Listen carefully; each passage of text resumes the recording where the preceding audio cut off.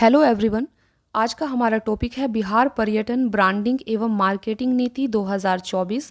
आज की वीडियो में हम समझेंगे कि बिहार की नई पर्यटन नीति क्या है, इसके क्या उद्देश्य हैं, इसका क्या महत्व है और इसमें क्या नए प्रावधान किए गए हैं और वित्तीय सहायता के लिए इसमें क्या प्रावधान किए गए हैं जिससे बिहार में पर्यटन को बढ़ावा मिल सके। चलिए फिर शुरू करते हैं आज की क्लास। देखिए, नीतीश कुमार के नेतृत्व वाली बिहार सरकार ने पर्यटन और राज्य के विकास को बढ़ावा देने के लिए पर्यटन ब्रांडिंग एवं मार्केटिंग नीति 2024 का अनावरण किया है। इसी के साथ मेरा प्रखंड मेरा गौरव अभियान भी शुरू किया गया है, जिससे बिहार के लोग अज्ञात पर्यटन स्थलों की खोज कर सकें। तो इस पॉइंट को भी आप अपने मेंस में यूज़ कर सकते हैं। ठीक है, तो ये क्या है? इस नीति के द्वारा बिहार में पर्यटन और राज्य के विकास को बढ़ावा दिया जाएगा। इसी के साथ मेरा प्रखंड मेरा गौरव अभियान भी शुरू किया गया है। और ये क्या है? इसके द्वारा बिहार के लोग अज्ञात पर्यटन स्थलों की खोज करेंगे। ठीक है, चलिए समझते हैं इस नीति के क्या उद्देश्य हैं और क्या रणनीतियां हैं। देखिए, इस नीति का उद्देश्य राज्य के पर्यटन विरासत स्थलों को बढ़ावा देना है और आधुनिक मार्केटिंग तकनीकों का उपयोग करके बिहार को राष्ट्रीय और अंतर्राष्ट्रीय स्तर पर प्रचारित करना है। ठीक है, तो यहाँ पर आप देख सकते हैं, इसमें राज्य के पर्यटन विरासत स्थलों को बढ़ावा दिया जाएगा और आधुनिक मार्केटिंग तकनीकों like social media, digital platform का यूज़ करके बिहार को राष्ट्रीय और अंतर्राष्ट्रीय स्तर पर प्रचारित किया जाएगा, ताकि ज़्यादा से ज़्यादा पर्यटक बिहार में आ सके और जिससे बिहार में एक लोकल एम्प्लॉयमेंट यानी कि रोज़गार को बढ़ावा मिले लोकल लेवल पर। ठीक है, और बिहार का आर्थिक विकास हो सके।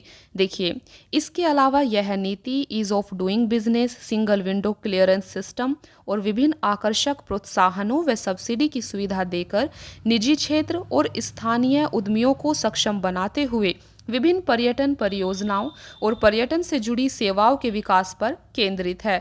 तो आप यहाँ पर देख सकते हैं, इस नीति के द्वारा विभिन्न प्रोत्साहन दिए जाएंगे, सब्सिडी दी जाएंगी और निजी क्षेत्र को भी बढ़ावा दिया जाएगा। बेसिकली यह आपकी जो नीति है, यह पीपीपी मॉडल यानी कि पब्लिक प्राइवेट पार्टनरशिप पर बेस्ड है, इस पर आधारित है। यहाँ पर निजी निवेश को बढ़ावा दिया जाएगा। ठीक है, इसके अलावा पर्यटन से जुड़ी सेवाओं के विकास को ध्यान रखा जाएगा। ठीक है, पर्यटन से जुड़ी सेवाओं को भी यहाँ पर विकास किया जाएगा। जैसे होटलों का विकास कर सकते हैं हम किसी पर्यटन स्थल पर। ठीक है, वहाँ पर कैब की सुविधा अच्छी हों, अच्छी सड़कें हों, तो इन सभी चीज़ों का हमें वहाँ पर ध्यान देना होगा।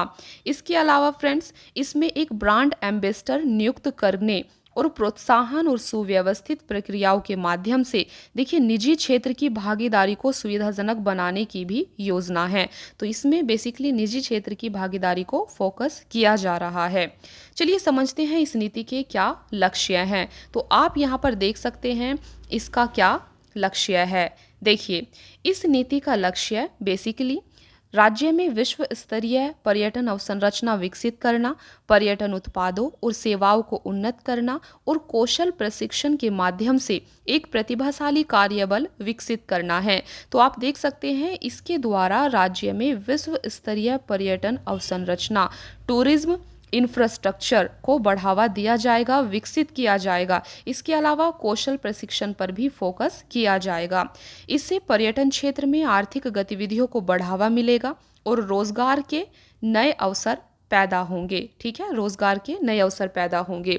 चलिए समझते हैं इस नीति में क्या सब प्रावधान किए गए हैं। देखिए, विश्व स्तरीय बुनियादी ढांचे का विकास किया जाएगा, जैसा कि अभी हमने देखा, जिसमें परिवहन, आवास और पर्यटकों के लिए सुविधाओं में सुधार पर ध्यान दिया जाएगा।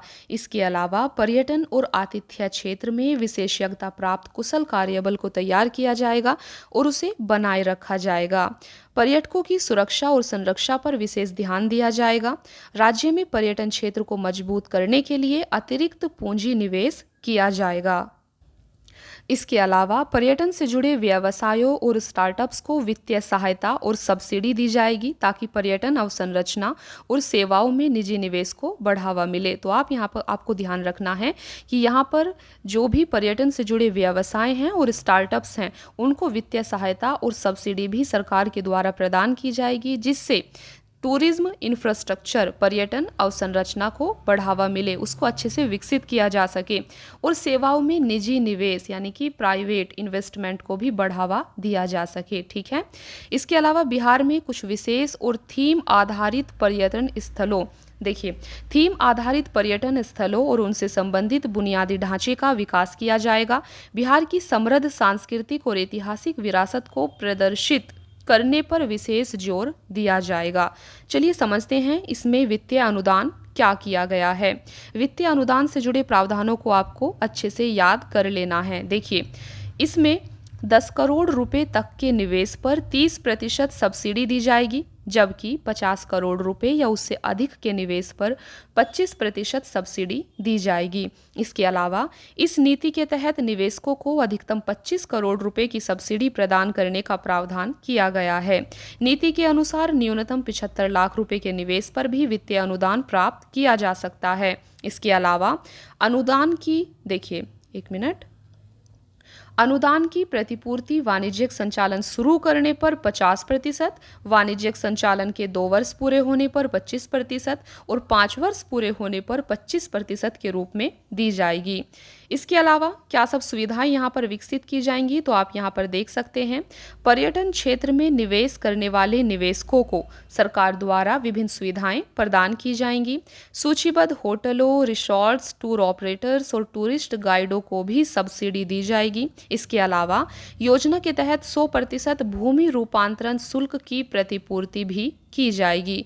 तो फ्रेंड्स, ये थी आपकी बिहार की नई पर्यटन नीति, जिसके सभी डायमेंशंस को हमने काफ़ी अच्छे से यहाँ पर कवर कर लिया है। आई होप कि आपको आज की वीडियो पसंद आएगी। तो इसी प्रकार से हम इस मैगजीन के सभी इंपॉर्टेंट टॉपिक्स को कवर करेंगे। छोटी छोटी वीडियोस को लाया जाएगा जिससे कि आपको अच्छे से चीज़ें याद हो सकें और आपको देखने में भी सुविधा हो। आप कभी भी इन वीडियोस को देख सकते हैं और अपनी मेंस की प्रिपरेशन को काफ़ी अच्छा कर सकते हैं।